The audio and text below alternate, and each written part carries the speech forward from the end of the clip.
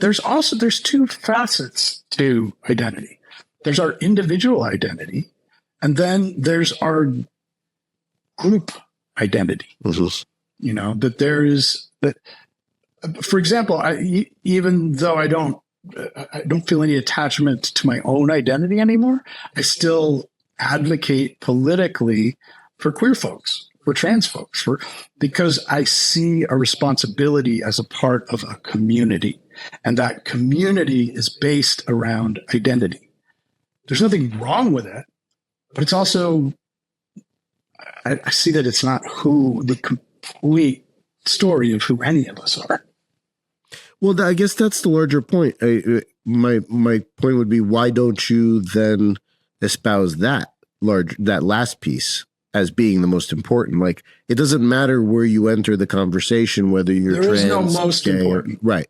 The whole of a piece, it's all important. It's all important. It isn't like just that. There's that identity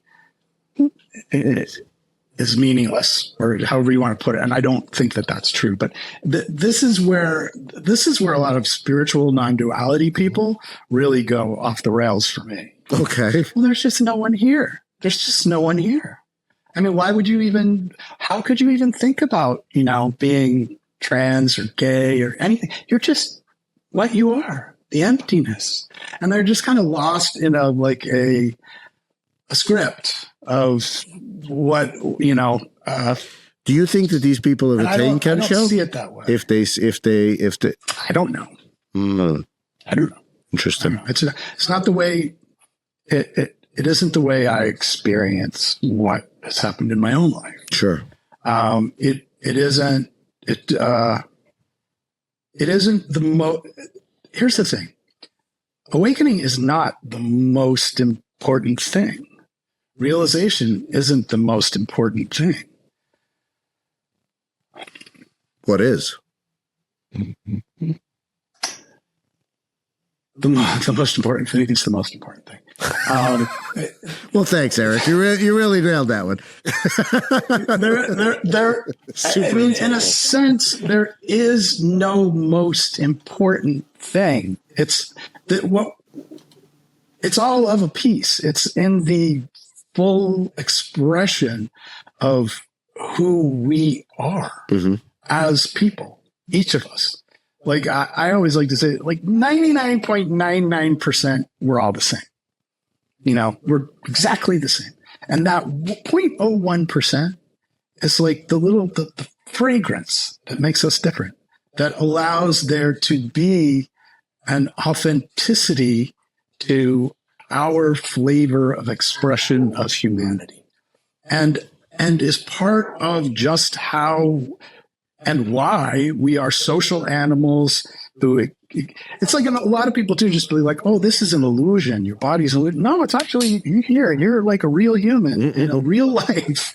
And if you're just going to bypass it and go, it's all an illusion, doesn't matter, none of it matters, you're missing the point.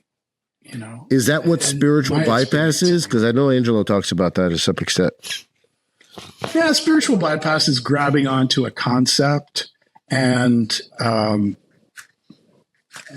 owning it without understanding. Is owning it really? It's like, like treating it like a belief. And there's a difference between believing and knowing. Well, so that's why I haven't put my book out yet, because I feel like a freaking fraud because I haven't quite hit Ken Show. So I'm like, what do I even have to contribute that I'm going to tell guys about that they're somehow going to benefit from this book if I'm just regurgitating someone else's beliefs rather than having attained that on my own? That's a good one, Alex. Okay. Anyway, answer that question.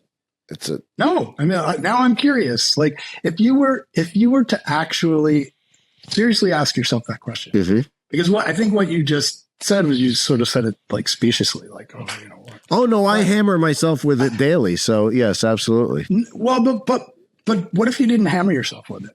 What if you asked it with an openness, a gentleness, and a curiosity. What is that about? What makes you think that you don't have anything to share because you haven't had this one thing happen?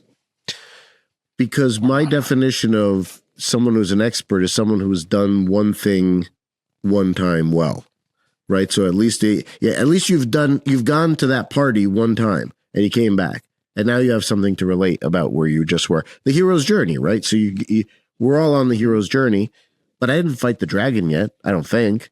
And oh, sure you have. We've all fought many dragons. Yeah.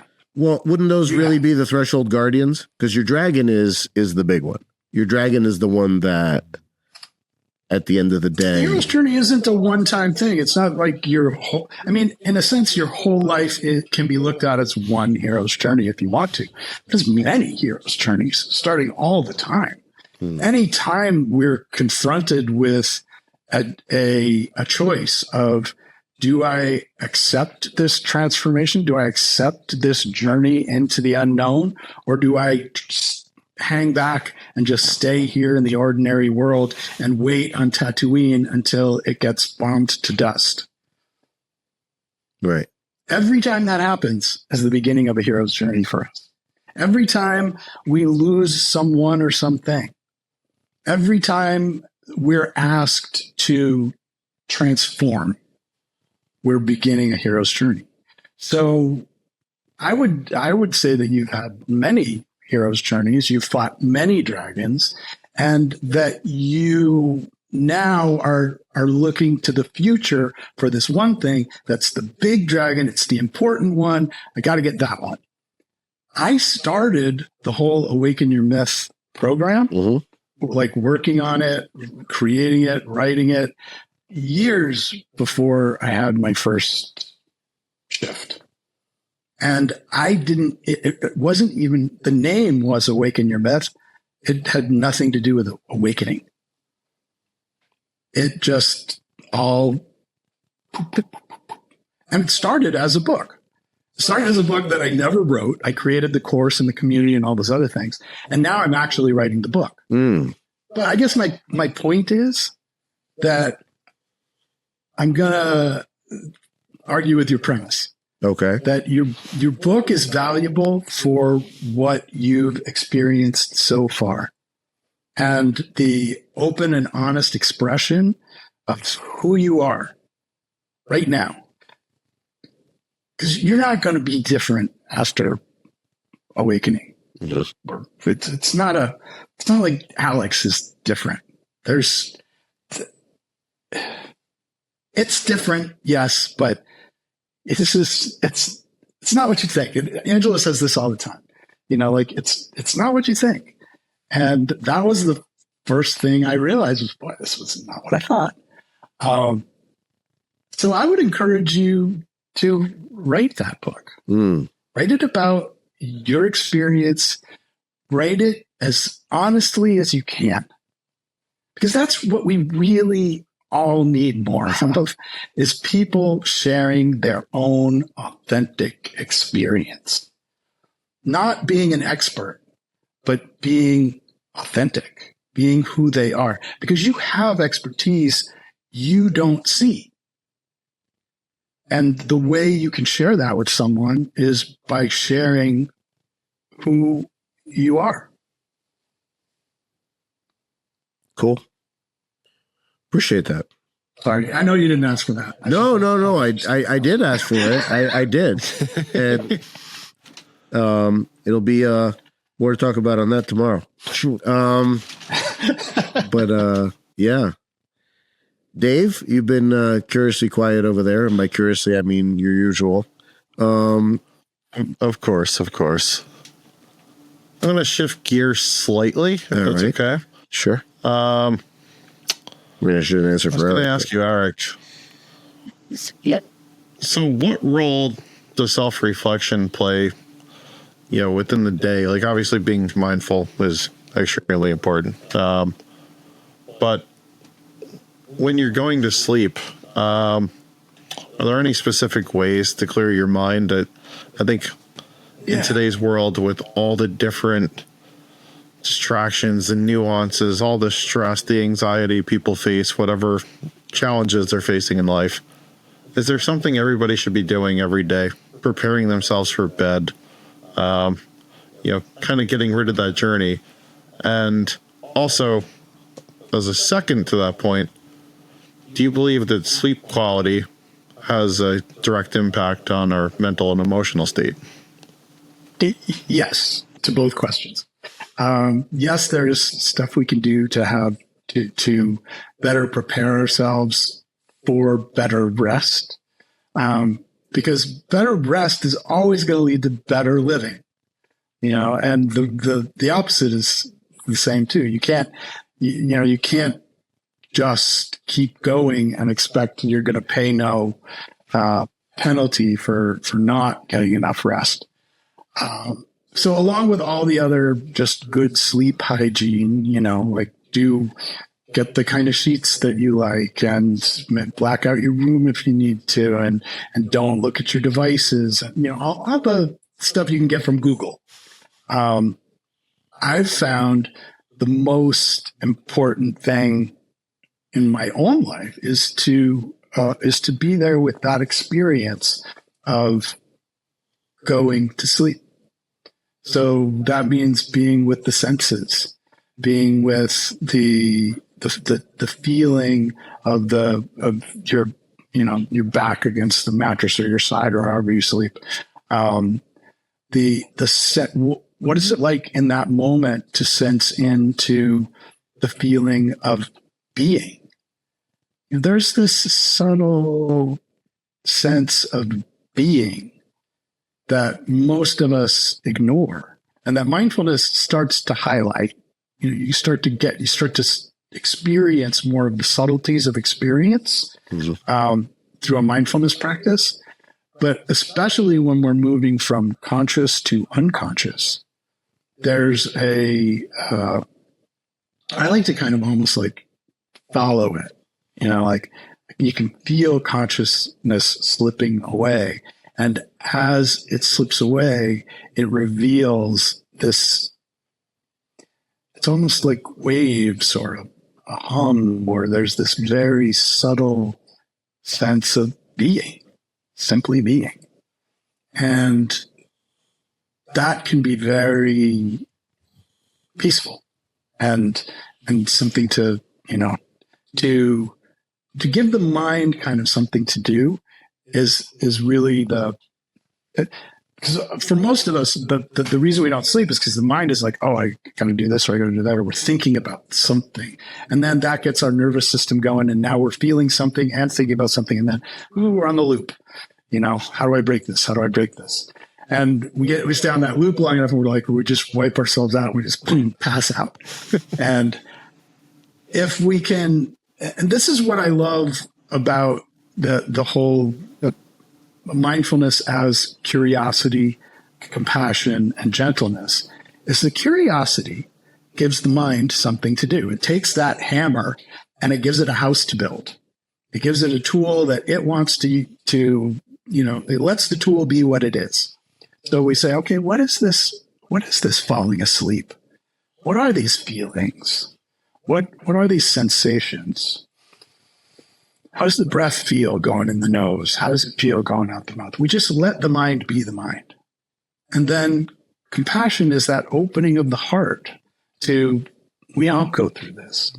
I'm not special. I'm not alone in this. There are people all over the world tonight that are, that are struggling in one sense or the other. And we let our heart open up to that, to the fullness of our own experience and our humanity.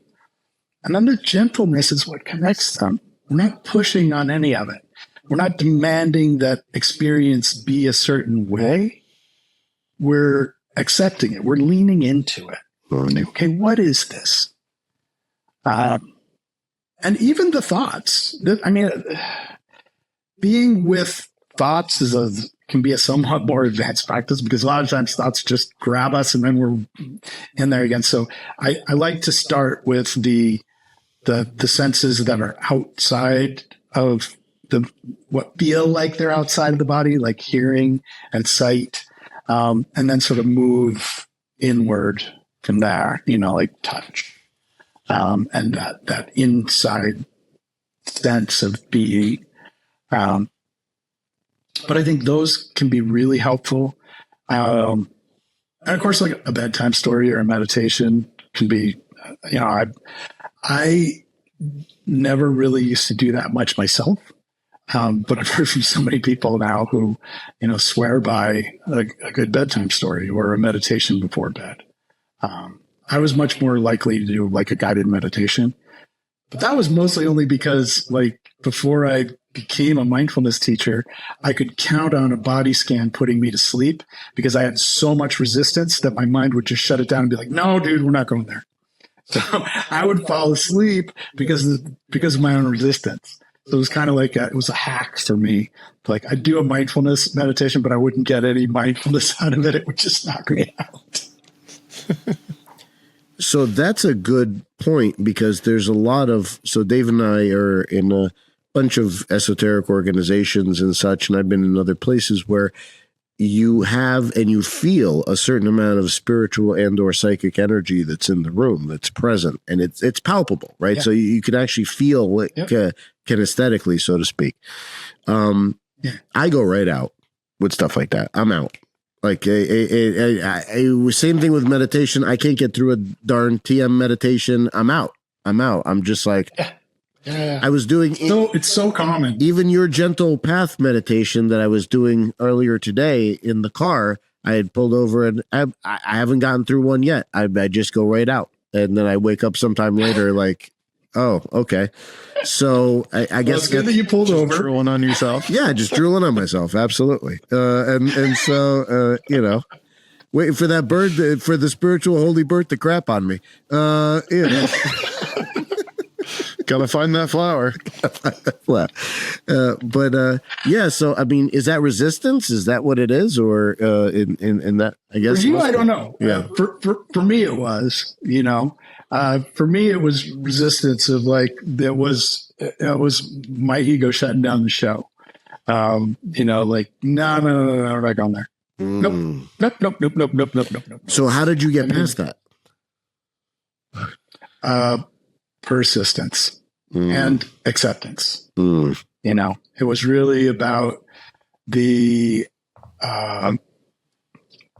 curiosity will eventually show you what it is. Getting curious about it, saying, what is this?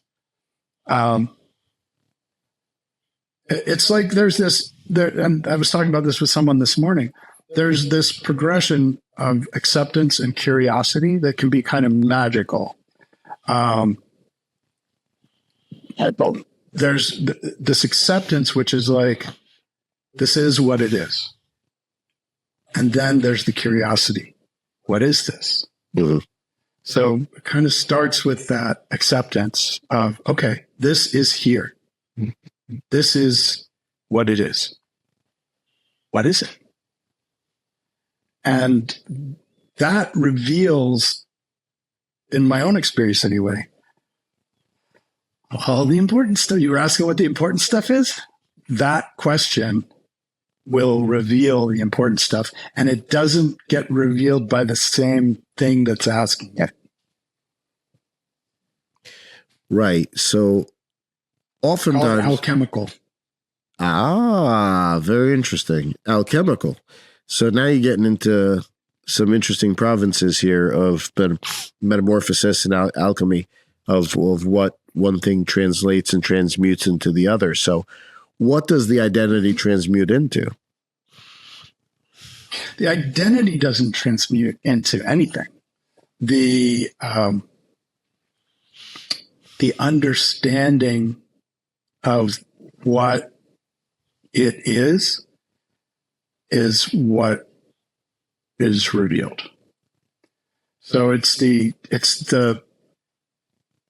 isn't an alchemy. I mean, in alchemy, nothing is lost or gained. It's simply transformed. So it isn't about losing the lead to get the gold. It's just about being with, okay, what is this? What is this? And You said you've read Angela's book? Yeah. Well, most of it. Okay. The last chapter I haven't gotten there. is another one of the most important things. Oh, I better read The chapter that. on inquiry. The chapter on inquiry. I had to read it 4 times. Okay. And again, I came up against heavy resistance. But what is this and who am I are 2 of the most powerful questions we can ask as humans. And when we ask them non-judgmentally, when we ask them from a place of acceptance, of curiosity, of self-compassion, we're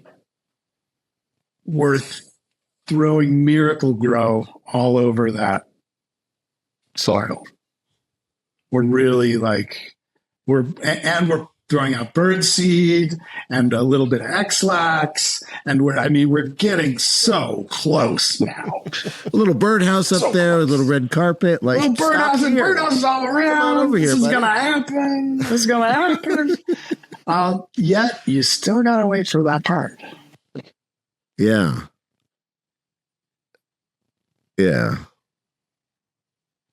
That's the part that Indiana Jones leap of faith thing.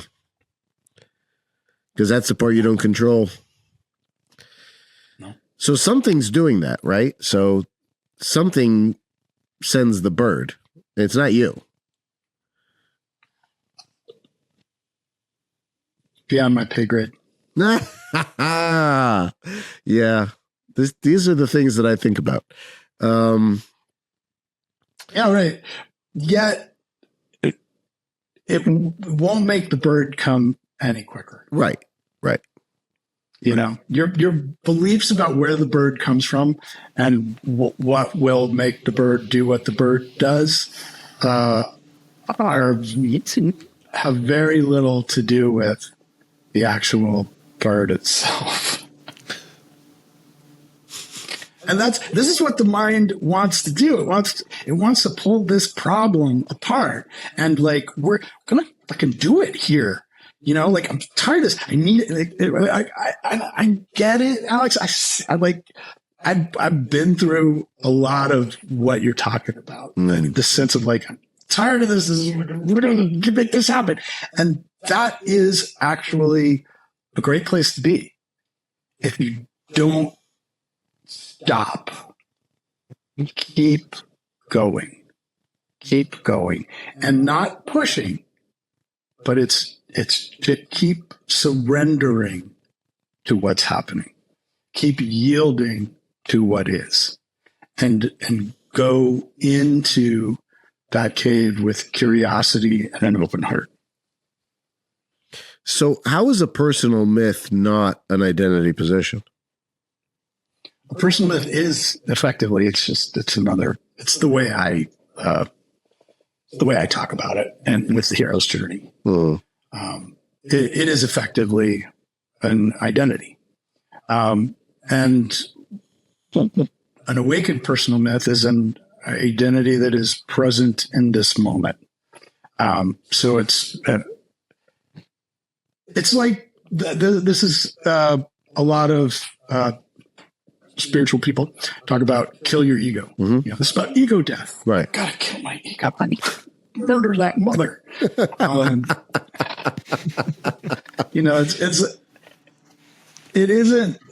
You don't, in my own experience, there was no ego death. Listen. There was a complete ego acceptance. The ego is not gone. There's not, this bright, beautiful light in its place, and all I ever feel is love. There's this clear seeing of all of it. Oh, okay, that's just what this is. Instead of it being my freaking ego again. God, I never get what I want because my ego is sit up and you change this about me, and that's wrong. But this is good. This is really good. I like this part. I've been working real hard on that, and we're winning there. And it's this whole complicated ego math, So I like to say that you're going from a personal myth that's rooted in the past and the future, this whole game of fixing the problem of me, to a personal myth that is always arising in the present, fresh and new every moment. You know, like I don't know what I'm going to say. I don't even really remember a whole lot of what I've said so far, but I know I'm talking, and I'm a guy named Erik who has like stuff to say about things. But it's not and the hardest part for me about writing is like doing this on an empty page, where it does start to want to be like, especially if I use some like word, which is like, oh, that's the wrong word. I'm like, what? How do you turn that off? You know? Yeah.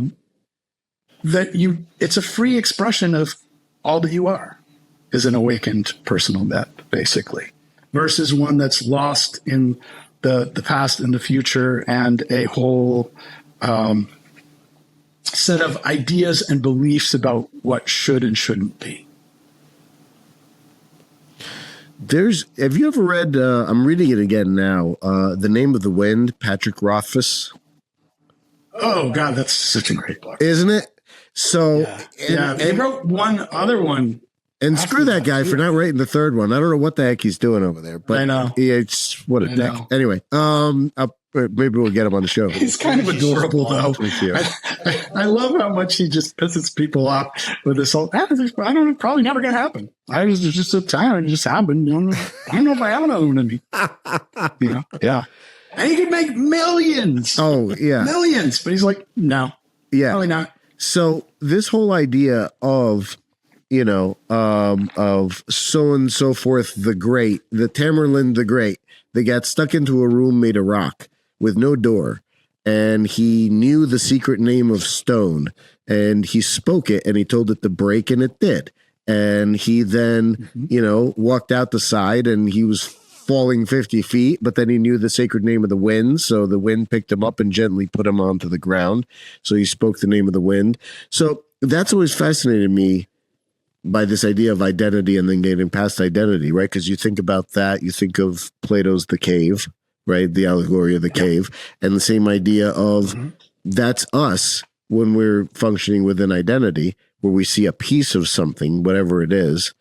And again, and I know you said you can't equate it to psychedelic stuff, but that's the closest thing I have to equate it with outside of my small little sparks of actual being in the present, which have happened. I had to pull over. I don't know why this keeps happening in the car, but I was listening to a Warhammer 40K novel. I don't know if you're familiar with any of that kind of stuff, the fantasy sort of sci-fi, dark future stuff. Anyway, it tripped something for me. I didn't ask for it in that moment, nothing, but it hit me, and it hit me hard. I was completely non-dual in that moment. Everything was right up against the present moment. And it was happening in the Lincoln Tunnel as I was driving, which is not good. And so I got out of there. I called all my friends who say, I don't know what's happening right now, but I think I do. I think it's the thing. And it's like what I've been wanting to happen. So I don't know if that was Kensho or if it was more of just like a spark of whatever, because I guess Kensho is supposed to last longer. But I had a question in there somewhere. If you can figure it out, then go ahead and answer it. Well, you were talking about the name of the wind and about that whole what is effectively a myth. It's we are storytelling beasts. So, and this is what I love about what I do now, is that I'm trying to take these things that no words can convey and tell a story in the present moment to who is present. Right. You know, which is you two guys right now. And then once this goes out into the world, whoever actually like clicks that play button and the beautiful synchronicity of all that. And to tell a story of now. Mm-hmm. And that's what myths are. And most stories that aren't just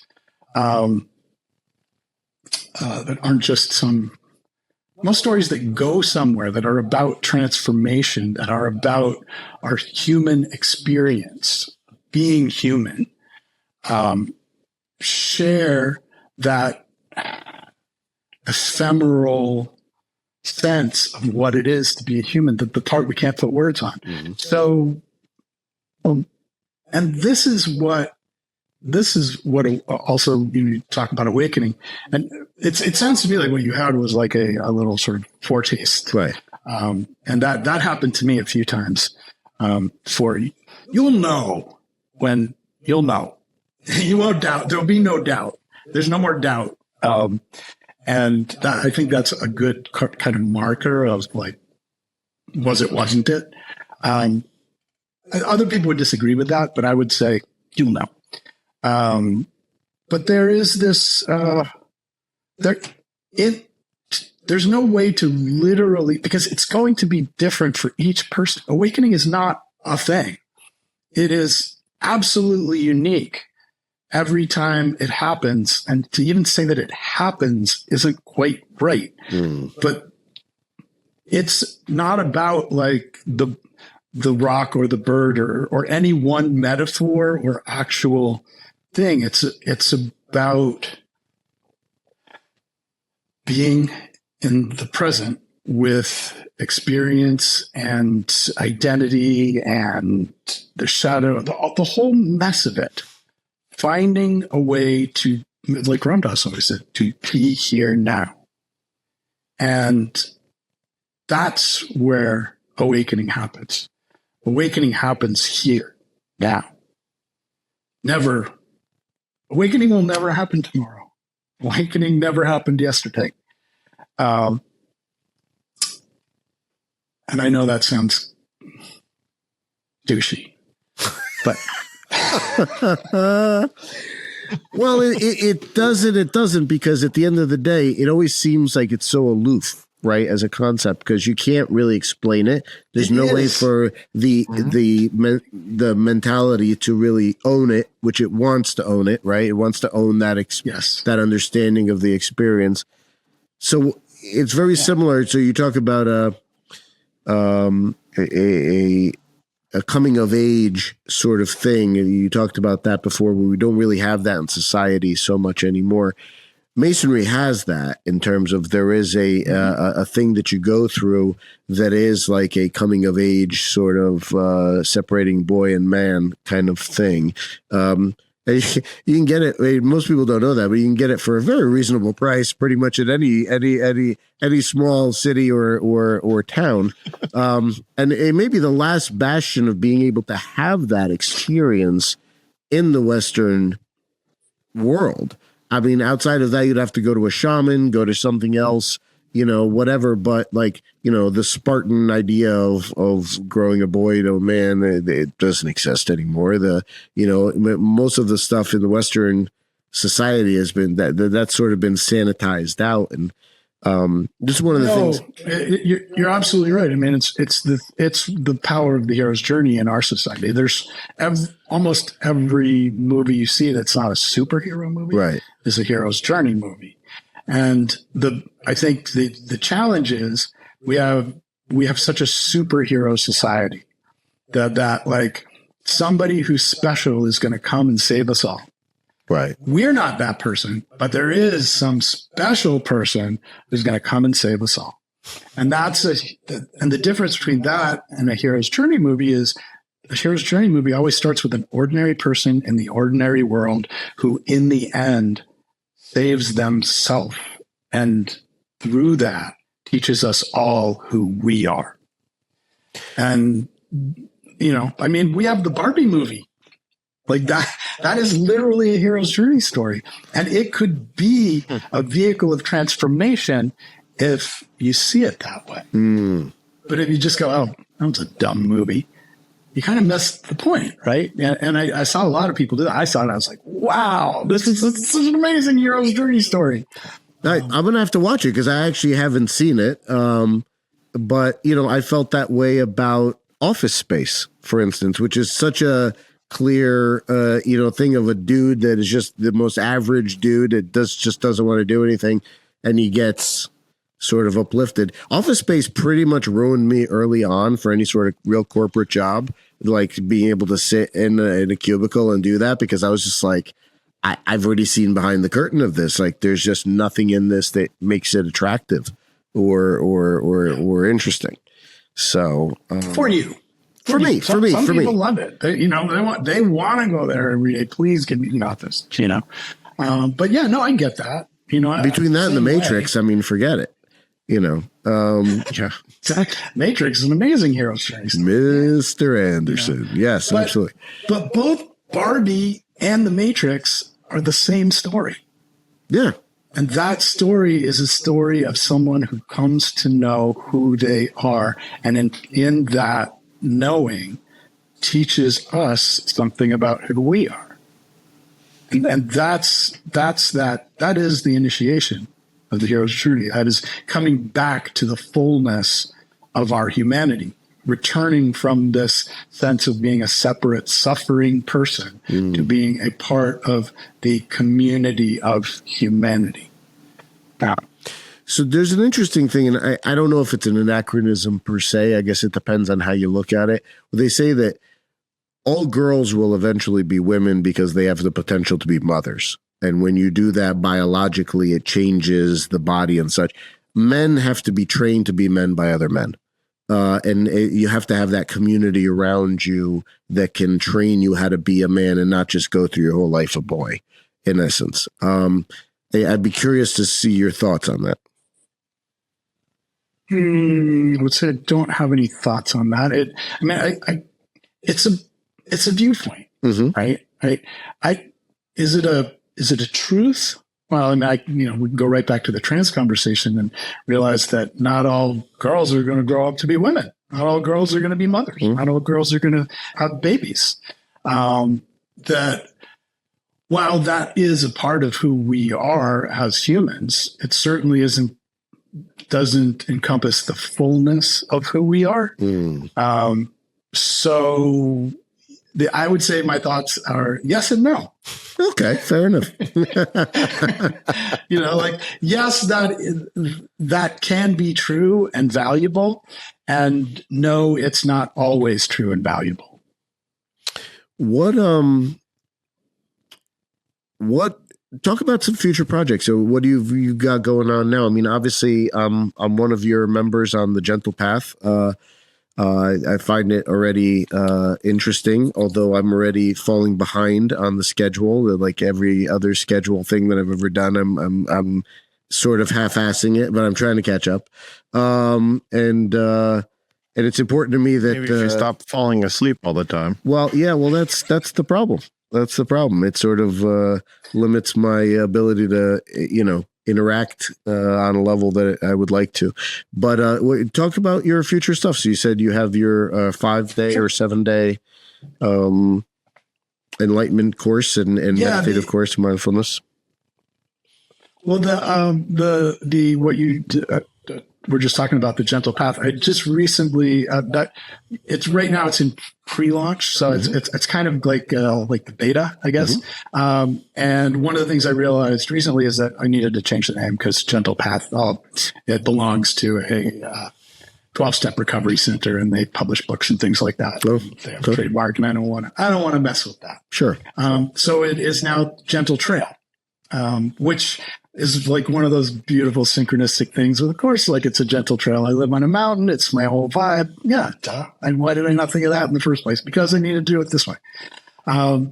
So if people are interested, they can take the one you're taking at gentletrail.com now.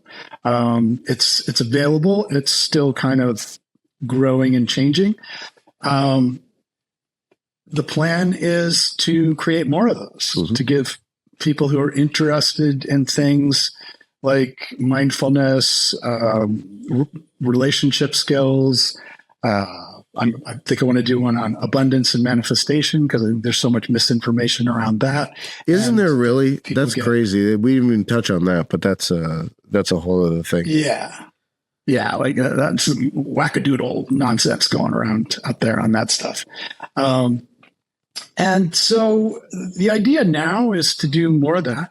And then because I like I was telling you before, I have the community that you're a member of, which is kind of a deep dive for people who really want to go into working with me and taking the full, the 30 module course, the journey on mindfulness and the hero's journey, which dives really deep, includes shadow work and a lot of stuff that is, it's, you want to take your time with.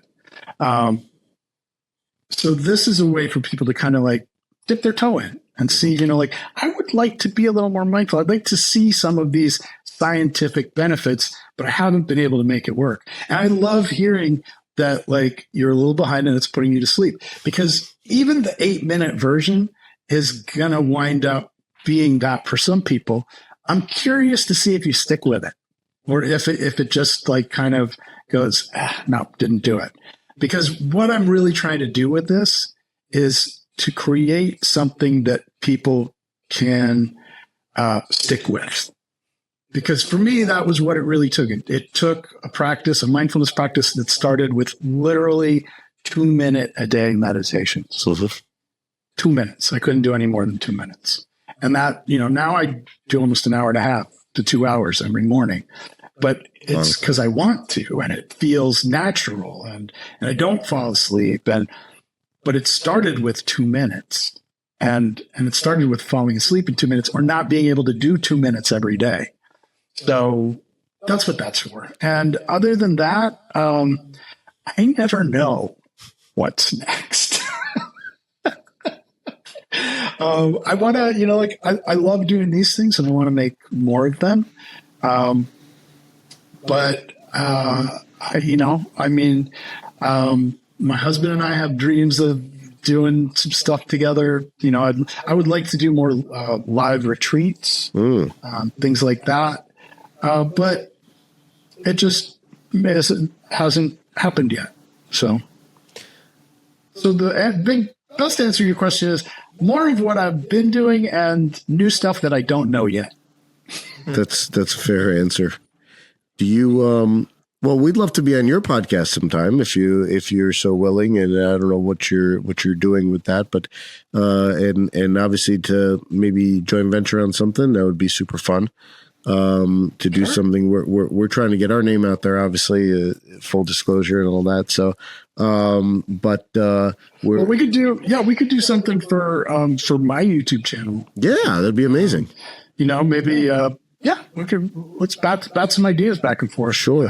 Sure. My podcast, I don't really do. Actually, we could do something for the Awaken Your Myth podcast. Happy to.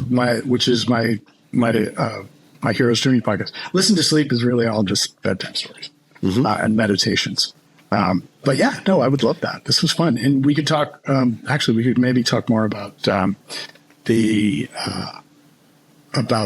Masons and kind of that whole, like, a community thing, sure, because that's very, very intriguing to me. And I think, I can see just in the two of you that it's there's a and what I knew about it before we talked, there's a welcoming aspect to it that I think is so necessary. There's just like an epidemic of loneliness, and what's the only way to beat loneliness is community. I think that's a yes. And, we come at it from, in the words of Dennis Leary, we represent angry, gun-toting, meat-eating people. But no, not necessarily. It's an interesting thing because Masonry is so ecumenical that you do get folks from all walks of life. And it's one of the reasons why you don't discuss politics or religion there, is because you don't want to trigger people, which are really not there for that purpose, right? So they're there for friendship, for coming together, for doing things like that. So you wouldn't want to talk about stuff that it could be divisive, for exactly that reason. But yeah, it's a lot of fun, and we'd love to have that be a possibility. That actually reminds me of a book, Bowling Alone, I had to read in college, and they talked about how the world's so connected nowadays, but everybody feels lonely. How you used to go bowling, you'd have leagues, everybody interacted, everybody was friendly. All of a sudden, the world became what it is today. With all the cyber bullies and everything else. Oh, God. Well, And that's just, that's kind of like, okay, that's what it is. what can we do with that? Where do we go from here? And I do think that communities are at the core of not just who we are as people, but what is going to allow us to be all that we are as people. What's going to allow us to not blow ourselves and this planet up. So anything that brings us together is a good thing, individually and collectively. They said something, I forget where it was, maybe it was on Joe Rogan, where they said anybody who's a presidential candidate should have to go through like ayahuasca 10 times before you're allowed to then be a, which I thought was such a cool idea. Like, I don't care if you're a Republican, Democrat, ayahuasca. And then we figure out what's what. If you're still either a Republican or a Democrat or anything, and after that, then maybe at that point you'd have the right motivation for leading. And that's just not just our elections that just happened, but like just a general thing in the world. I have a good friend of mine who's studying with the Shipibo people down in the Amazon right now, and he's a huge, tall, 6'7" guy from Upper Michigan, and he's down in the Amazon right now, studying their songs and doing all the stuff and doing dietas with the various plants down that way. And he told me, he goes, the Shipibos, they were told by the plants, it is time to take this out to the world. Like, this can't just stay in the Amazon anymore. It's time for this tradition to now meet the world and to start to change things, maybe one person at a time. I feel like you're doing the exact same thing. Angelo's doing the exact same thing with the work that you're doing, bringing about that authenticity, that integrity, that oneness, and pointing a finger or trying to lead as best you can to that Kensho moment. Bird told me to do it. The bird said, yes, yes. I buy it. I mean, listen. After it pooped on you? Listen, from a man who you just recently cut your hair, which what prompted that? Because you really had the Gandalf Dumbledore thing going on, and then now you cut your hair, so I was a wizard. Now I'm just like a Viking. Now you're a Viking. All right, well, fair enough. They got shamans. Vikings had the whole thing. But it's just fun for me. It's just fun for me to mix it up. Okay. So, yeah. Fair enough. Well, Dave, one day I'll cut the beard too. You won't even recognize me. No, don't do that. That gives you all the wisdom. I feel like that's your brand now. You got to stick with the beard, man. Well, that's all you need to tell me to get me to shave it off. Hey, it's reverse psychology. So wait till December. Absolutely. Dave, any final questions? Anything lightning round kind of things? So this is a funny one, but just so with Alex falling asleep, does he have to be mindful of mindfulness? That's a great. Is there actually a way that he could do that where he's not taking away from the mindfulness, but perhaps could actually be cognizant that he's falling asleep or whatever? Yeah, that's kind of like what I was talking about when we were talking about your question of what do you do to help you fall asleep? It is that in that almost that liminal state of falling asleep, there's a very open connection to consciousness, and we tend to just kind of like walk through it like a door and slam it. But if you just stand there in the doorway for a little while and watch and listen, there's a real opportunity to kind of like see into the matrix. So yeah, mindfulness is really about that curiosity of experience, not a certain experience. Like a lot of times people are like, okay, I need to be aware of my breath. And that is a great practice and that works. It's awesome. But it's supercharged when you get curious about the breath, when you have a sense of compassionately being aware of the actual human that is doing the breathing. And when that whole endeavor is undertaken gently. So it is about the what, but it's very much about the how as well. So as you're falling asleep, Alex, or to anybody who's going through any kind of a, like mindfulness doesn't work for me. I would have said that for years. I would have said, yeah, mindfulness doesn't work for me. And that would have been the end of it. And I would have fought you on it. Being curious about that can yield incredible, doesn't yield anything. That it opens something. It's revealing. It's revealing. So it's just getting curious about the whole experience of it. What does it feel like to even want to stay awake, to want to not to sleep, to the whole experience? Just be open to all of it, and don't demand it be on a timeline. Don't rush the bird. Rush the bird.